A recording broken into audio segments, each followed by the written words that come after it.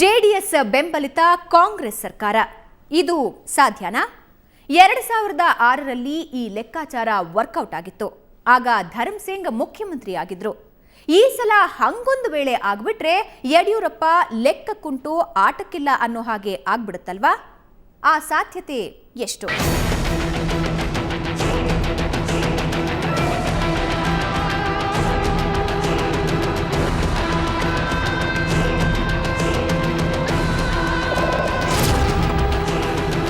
ಕಾಂಗ್ರೆಸ್ ಪಾಲಿಗೆ ಯಡಿಯೂರಪ್ಪನವರನ್ನ ಸಂಭಾಳಿಸೋದಕ್ಕಿಂತ ದೇವೇಗೌಡರನ್ನ ಸಂಭಾಳಿಸೋದು ಕಷ್ಟ.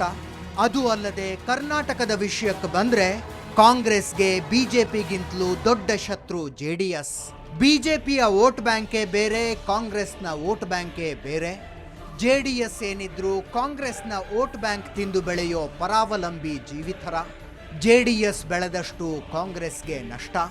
ಕೆಜೆಪಿ ಅಥವಾ ಜೆಡಿಎಸ್ ಜೊತೆ ಸೇರ್ಕೊಂಡು ಸರ್ಕಾರ ರಚಿಸಬೇಕಾದ ಪರಿಸ್ಥಿತಿ ಬಂದ್ರೆ ಕಾಂಗ್ರೆಸ್ ಕೆಜೆಪಿನ ಆರಿಸಿಕೊಳ್ಳುತ್ತೆ ಹೊರತು ಜೆಡಿಎಸ್ನಲ್ಲ.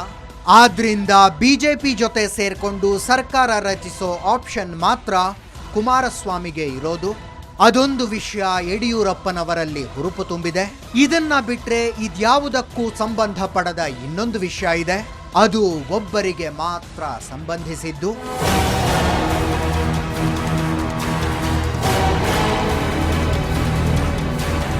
ಬಸವರಾಜ ಬೊಮ್ಮಾಯಿ. ಯಡಿಯೂರಪ್ಪನವರಿಂದ ಉಪಕೃತರಾಗಿ ಮೇಲೆ ಬಂದವರ ಪೈಕಿ ಪ್ರಮುಖರು ಇವರು. ಇವರೇ ಈಗ ಬಿಜೆಪಿಲಿ ಉಳಿದುಕೊಳ್ಳೋ ತೀರ್ಮಾನಕ್ಕೆ ಬಂದಿದ್ದಾರೆ. ಇದರ ಹಿಂದೆ ಯಡಿಯೂರಪ್ಪನವರ ದೊಡ್ಡ ಪ್ಲಾನ್ ಇದೆ. ಬೊಮ್ಮಾಯಿ ಹೆಗಲ ಮೇಲೆ ಬಂದೂಕಿಟ್ಟು ಜಗದೀಶ್ ಶೆಟ್ಟರ್ನ ಹೊಡೆಯೋ ಪ್ಲಾನ್ ಅದು. ಜಗದೀಶ್ ಶೆಟ್ಟರ್ ಅಂದರೆ ಯಡಿಯೂರಪ್ಪಗೆ ಅಷ್ಟಕ್ಕಷ್ಟೇ. ಬಿಜೆಪಿಯಲ್ಲಿ ತಮ್ಮ ಪ್ರತಿಸ್ಪರ್ಧಿ ಲಿಂಗಾಯತ ಮುಖಂಡ ಅಂದುಕೊಂಡಿದ್ದರು. ಈಗ ಬಿಜೆಪಿಗೆ ಲಿಂಗಾಯತ ಟ್ರಂಪ್ ಕಾರ್ಡ್ ನಡೆಸಲು ಏಕೈಕ ಮುಖ ಶೆಟ್ಟರ್. ಕರ್ನಾಟಕದಲ್ಲಿ ತಾವೊಬ್ಬರೇ ಲಿಂಗಾಯತ ಮುಖಂಡರಾಗಿರ್ಬೇಕು ಅನ್ನೋ ಆಸೆ ಯಡಿಯೂರಪ್ಪಗೆ. ಬಸವರಾಜ ಬೊಮ್ಮಾಯಿ ಉತ್ತರ ಕರ್ನಾಟಕದ ಪ್ರಭಾವಿ ನಾಯಕ. ಜಾತಿಯಿಂದ ಲಿಂಗಾಯತ. ಭ್ರಷ್ಟಾಚಾರ ಸೇರಿದಂತೆ ಯಾವ ವಿಷಯದಲ್ಲೂ ಹೆಸರು ಕೆಡಿಸಿಕೊಂಡಿಲ್ಲ. ಎಲ್ಲಕ್ಕಿಂತ ಮುಖ್ಯವಾಗಿ ಯಡಿಯೂರಪ್ಪ ಹಾಕಿದ ಗೆರೆ ದಾಟೋದಿಲ್ಲ.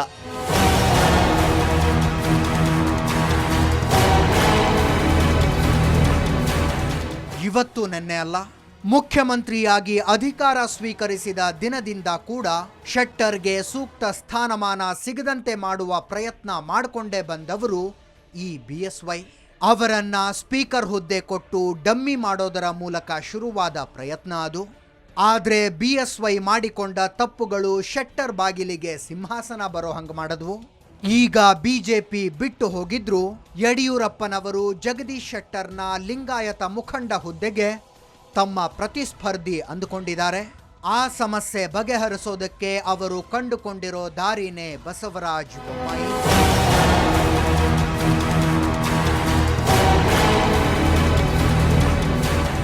ಇಂತಿಪ್ಪ ಬಸವರಾಜ ಬೊಮ್ಮಾಯಿ ಅವರನ್ನ ಬಿಜೆಪಿಲೆ ಜಗದೀಶ್ ಶೆಟ್ಟರ್ಗೆ ಸೆಡ್ಡು ಹೊಡೆಯುವಂಥ ಲಿಂಗಾಯತ ಮುಖಂಡರನ್ನಾಗಿ ಬೆಳೆಸುವ ಉದ್ದೇಶ ಯಡಿಯೂರಪ್ಪನವರದು.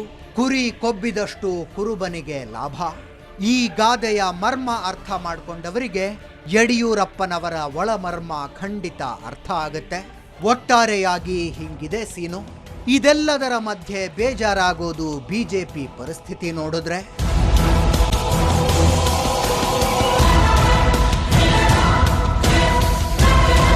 ಯಡಿಯೂರಪ್ಪನವರ ಕಟ್ಟ ಬೆಂಬಲಿಗರು ಬಿಜೆಪಿಲೇ ಉಳಿತೀವಿ ಅಂದ್ರೆ ಸಂತೋಷ ಪಡಬೇಕೋ ದುಃಖ ಪಡಬೇಕೋ ಅನ್ನೋದು ಗೊತ್ತಾಗದೆ ಕನ್ಫ್ಯೂಷನ್ನಲ್ಲಿರೋರ ಗುಂಪಿದು. ಈ ಹಿಂದೆ ಸ್ಥಳೀಯ ಸಂಸ್ಥೆಗಳ ಚುನಾವಣೆಗಳಿಂದ ಹಿಡಿದು ಲೋಕಸಭಾ ಎಲೆಕ್ಷನ್ ತನಕ ಪ್ರತಿ ಸಲವೂ ಊರಿಗಿಂತ ಮುಂಚೆ ತಮ್ಮ ಅಭ್ಯರ್ಥಿಗಳ ಲಿಸ್ಟ್ ಬಿಡುಗಡೆ ಮಾಡಿ ಆರ್ಭಟದ ಪ್ರಚಾರ ಶುರು ಮಾಡ್ತಿದ್ದವರಿವರು ಈ ಸಲ ತಲೆ ಕೆಡಿಸ್ಕೊಂಡು ಕುಳಿತಿದ್ದಾರೆ. ಟಿಕೆಟ್ ಪಡೆದವರ ಪೈಕಿ ಯಾರಾದ್ರೂ ಕೆಜೆಪಿಗೆ ಹೋಗ್ತೀನಿ ಅಂದುಬಿಟ್ರೆ ಇದ್ದು ಬದ್ದ ಮರ್ಯಾದೆ 3 ಕಾಸಿಗೆ ಹರಾಜಾಗುತ್ತೆ ಅನ್ನೋ ಭಯ. ಅಯ್ಯೋ ಪಾಪ.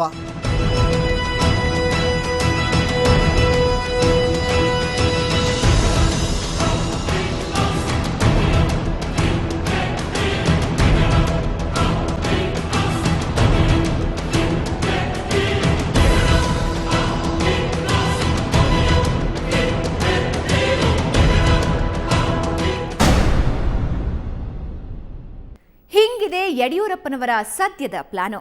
ಆದ್ರೆ ಪ್ಲಾನ್ ಪ್ರಕಾರ ಎಲ್ಲ ನಡೆಯುತ್ತಾ ಅನ್ನೋದನ್ನ ತೀರ್ಮಾನಿಸಬೇಕಾದವನು ಮತದಾರ. ಆತನಿಗೆ ಎಂತೆಂಥವರ ಪ್ಲಾನ್ಗಳ ಮೇಲೆ ಚಪ್ಪಡಿ ಕಲ್ಲು ಬಿಟ್ಟು ಎಳ್ಳು ನೀರು ಹನಿಸಿದ ಅನುಭವ ಇದೆ ಅಂತ ಹೇಳ್ತಾ ಈ ವಿಶೇಷ ಕಾರ್ಯಕ್ರಮ ಮುಗಿಸ್ತಾ ಇದ್ದೀನಿ.